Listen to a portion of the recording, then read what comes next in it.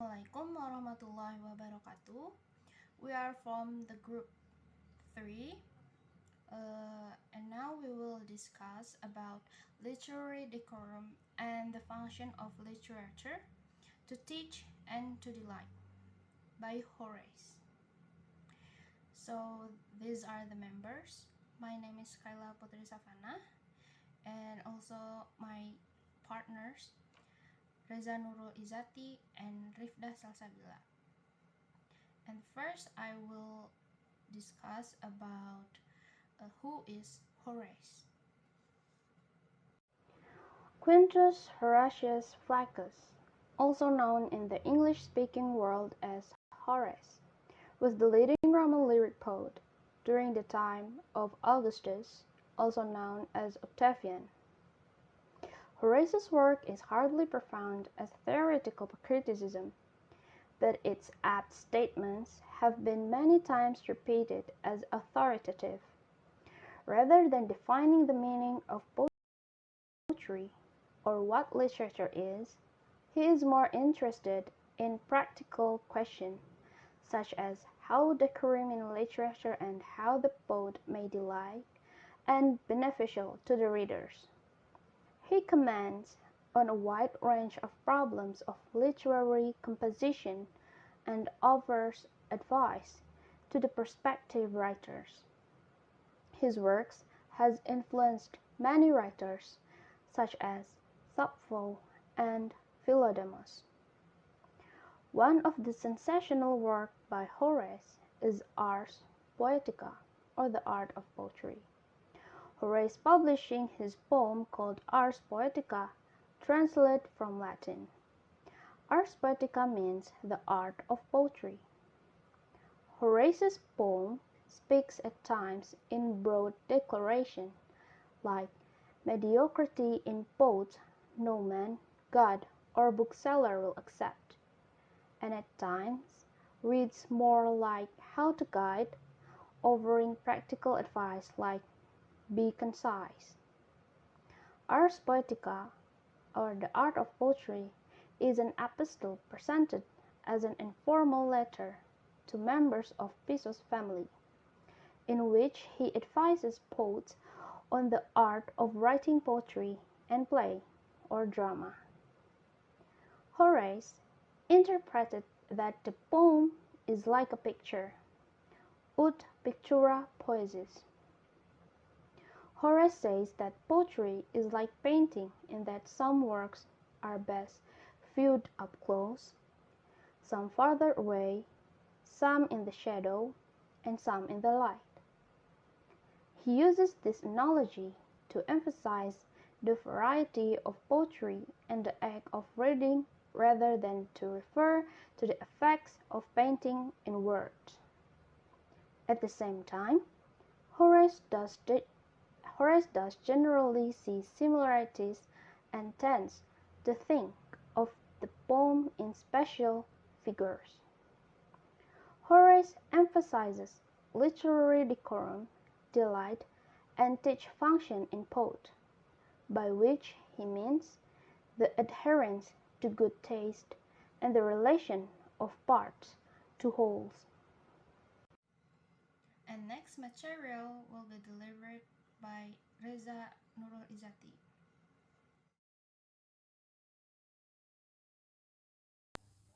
The next material is about literary decorum.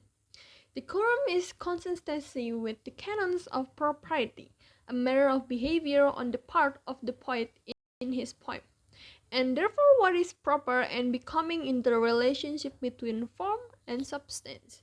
Horace says that poetry is like painting. In some works are best viewed up close, some far away, and some in the light.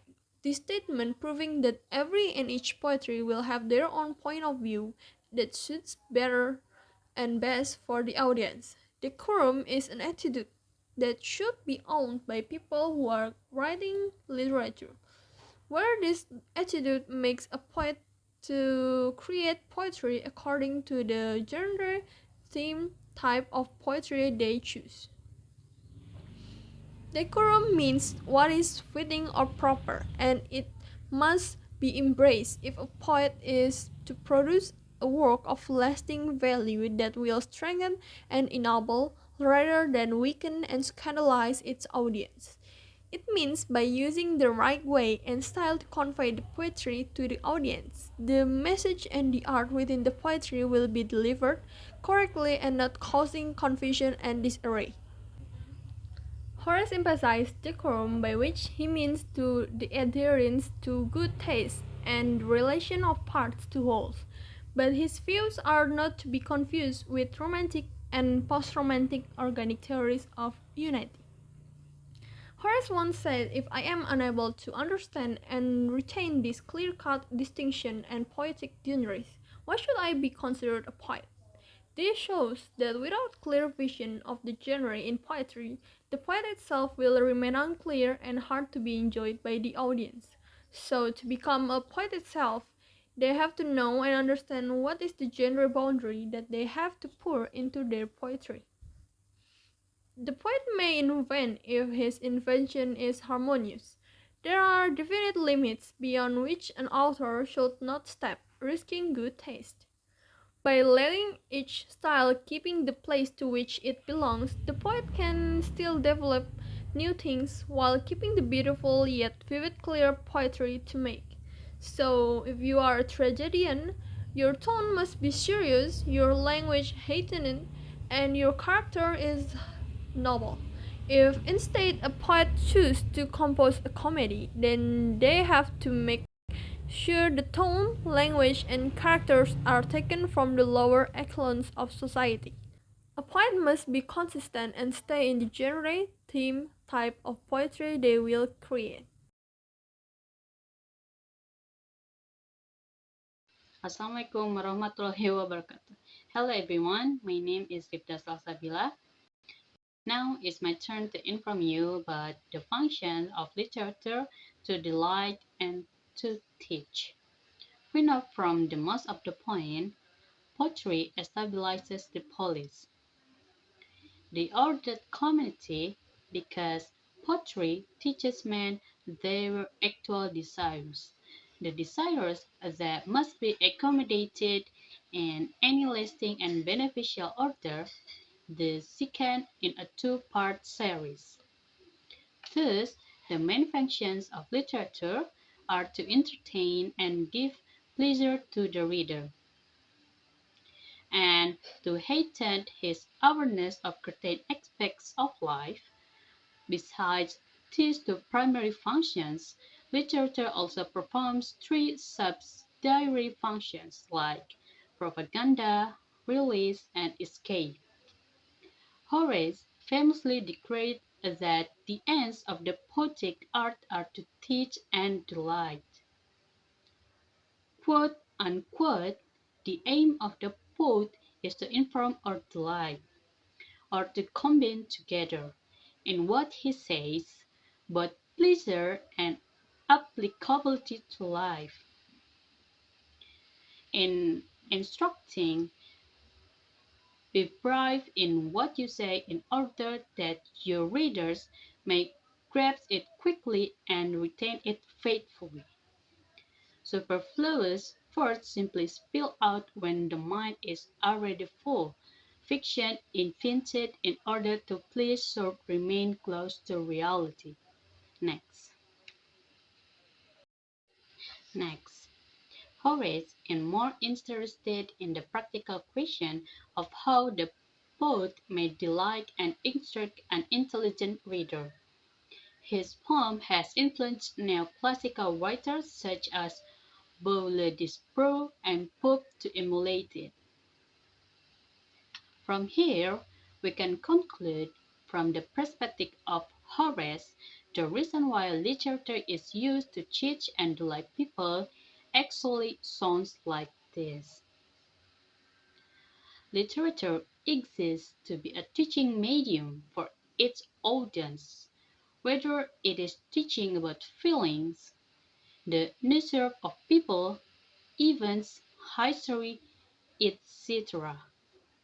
Literature more often teaches its audience the sympathy and emotion that has been poured into his work by the writer. But, on the other hand, another function of literature is to delight people. It works as a medium that gives pleasure, joy, and satisfaction to the audience. This happens because with the feeling of enjoying literature, they become to find and feel the pleasure that can give a sense of satisfaction through literature. We can say that literature comes in stressful and joyful way. Thus, it's up to us how to suit the perspective by ourselves. Should we take a look for the literature as a study case, or just keep the functions as another hobby of us? It's up to you. That's all from me. Thank you so much for the attention. I hope I make the information as clear as possible. Wassalamualaikum warahmatullahi wabarakatuh.